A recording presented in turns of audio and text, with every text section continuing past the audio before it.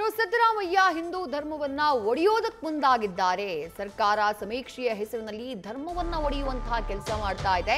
ಹಿಂದೂ ವಿರೋಧಿ ನೀತಿಯೇ ಈ ಸರ್ಕಾರದ ಅಜೆಂಡಾ ಅಂತ ಹೇಳಿ ರಾಜ್ಯ ಸರ್ಕಾರದ ವಿರುದ್ಧ ವಿಪಕ್ಷ ನಾಯಕ ಆರ್ ಅಶೋಕ್ ವಾಗ್ದಾಳಿ ಮಾಡಿದ್ದಾರೆ. ಸಿಎಂ ಸಿದ್ದರಾಮಯ್ಯ ಅವರಿಗೆ 2.5 ವರ್ಷದ ಭಯ ಇದೆ. ಸೋನಿಯಾ ಗಾಂಧಿಯವರ ಓಲೈಕೆಗೆ ಸಿಎಂ ಸಿದ್ದರಾಮಯ್ಯ ಮುಂದಾಗಿದ್ದಾರೆ. ಸಿಎಂ ಸ್ಥಾನವನ್ನ ಉಳಿಸಿಕೊಳ್ಳೋಕೆ ಹಿಂದೂ ಉಪಜಾತಿಯ ಮುಂದೆ ಕ್ರಿಶ್ಚಿಯನ್ ಅಂತ ತಂದಿದ್ದಾರೆ ಅಂತ ಹೇಳಿ ವಾಗ್ದಾಳಿ ನಡೆಸಿದ್ದಾರೆ. ಹಿಂದೂ ಧರ್ಮವನ್ನ ಅವಹೇಳನ ಮಾಡ್ತಕ್ಕಂಥದ್ದು, ಹಿಂದೂ ಧರ್ಮವನ್ನ ಒಡೆಯುವಂಥದ್ದು, ಈ ರೀತಿ ಕೆಲಸವನ್ನ ಸಿದ್ದರಾಮಯ್ಯನ ನೇತೃತ್ವ ಸರ್ಕಾರ ಮಾಡ್ತಾ ಇದೆ. ಈ ಸರ್ಕಾರ ಬಂದಾಗಿಂದನೂ ಕೂಡ ಒಂದು ರೀತಿ ಹಿಂದೂ ವಿರೋಧಿ ನೀತಿಯನ್ನ ಅವರ ಅಜೆಂಡಾದಲ್ಲೇ ಮಾಡಿಬಿಟ್ಟಿದ್ದಾರೆ. ಇಡೀ ರಾಜ್ಯದಲ್ಲಿ ಎಲ್ಲ ಜಾತಿ ಸಮುದಾಯದವರು ಕೂಡ ಈ ಮತಾಂತರ ಆಗುವಂಥದ್ದಕ್ಕೆ ವಿರೋಧವನ್ನು ವ್ಯಕ್ತ ಮಾಡಿದ್ದಾರೆ.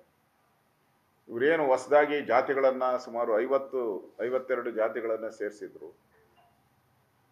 ಹಿಂದೂ ಕ್ರಿಶ್ಚಿಯನ್ನು, ಹಿಂದೂ ಮುಸ್ಲಿಮಾನು, ಈ ಥರದ್ದೆಲ್ಲ ಸೇರಿಸಿ ಒಕ್ಕಲಿಗ, ಲಿಂಗಾಯತ, ಬ್ರಾಹ್ಮಣ, ದಲಿತ ಎಲ್ಲದರ ಮುಂದೆ ಕ್ರಿಶ್ಚಿಯನ್ ಅನ್ನೋ ಪದವನ್ನು ತಂದರು.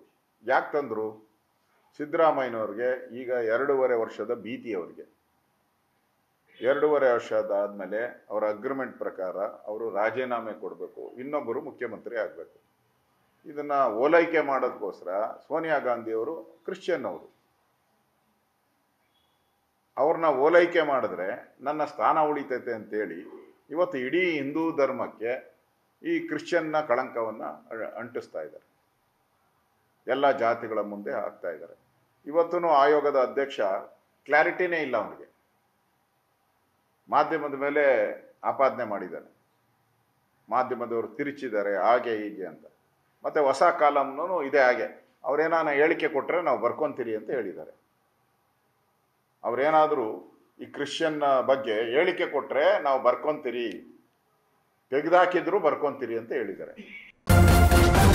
ನ್ಯೂಸ್ ಫಸ್ಟ್ ನಿರ್ಭೀತಿಯಿಂದ ನಿಮ್ಮ ಪರವಾಗಿ.